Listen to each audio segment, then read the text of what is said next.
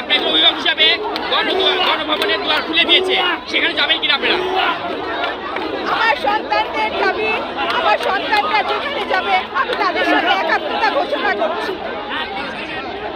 গণভবনের দরজা খুলে দিয়েছে, আপনারা অভিভাবক হিসেবে যাবেন কিনা? এটা আমাদের সন্তানদের সাথে একমত হয়ে যাব। সন্তানরা গেলে আমরাও আছি তাদের সাথে। আপনারা সেই দুয়ারে ঢুকবেন কিনা? না, আমরা এখন আর কোনো বসাবসির মধ্যে নেই। এখন আমাদের এক দফা এক দাবি, খুনি হাসিনার পদত্যাগ। আমরা পদত্যাগ চাই, আমরা এক দফা এক দাবি। এখন আমাদের আর কোনো দাবি নাই, আমরা এখন শুধু চাই পদত্যাগ। আমরা আপনাকে গণভবনে যাবেন না? না, আমরা যাব না, আমরা কোনো বসাবসির মধ্যেই নাই, কোনো বসা নাই। গণভবনে গেলে শেখ হাসিনা 144 জন দাবি করে দিচ্ছে, তারা গুলি করবে। আমরা কোনো অভিভাবকদের দাওয়াত করেছে প্রধানমন্ত্রী শেখ হাসিনা গণভবনে, আপনারা সেই গণভবনে আন্দোলন ছেড়ে যাবেন কিনা?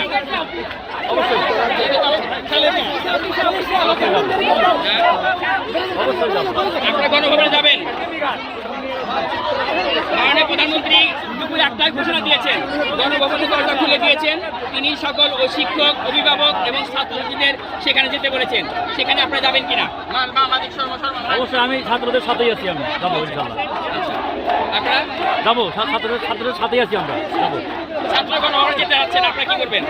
সরি, ছাত্ররা গণভবনে যাবেন, আপনারা কি করবেন? যাবো না, আমরা যাবো না, তাই যাবো না। আপনারা কি চান? আমাদের এক দাবি সরকারের পদত্যাগ। এখন সরকারি মারে দেখে মায়ের সরকার মারে এই মা এখন হলো আপনাদের কি দাবি, কেন এরা রাজপথে রয়েছেন এই বৃষ্টির মধ্যে থেকে? আমাদের 9 দফা দাবি না মানা পর্যন্ত আমরা কোনো সংগ্রামে বসছি না। এটা আমাদের এক কথা, আর কোনো কথা নাই আমাদের। এখন সংগ্রামের আর কোনো সুযোগ নাই। এই সুযোগটা ছিল মাননীয় প্রধানমন্ত্রী, এই সুযোগটা নিজের হাতে বন্ধ করে দিয়েছে। এখন আর আমাদের পেছনে ফেরানোর কিছু নাই। জানিয়েছে গণভবনে একটা সময় শেখ হাসিনা তিনি কিন্তু ঘোষণা দিয়েছেন, আপনার সেই ঘোষণা যাবেন কিনা?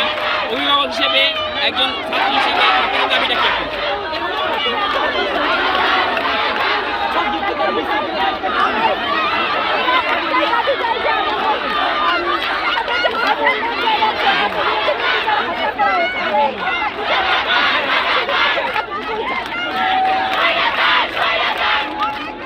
এখন আপনার দাবিটা কি?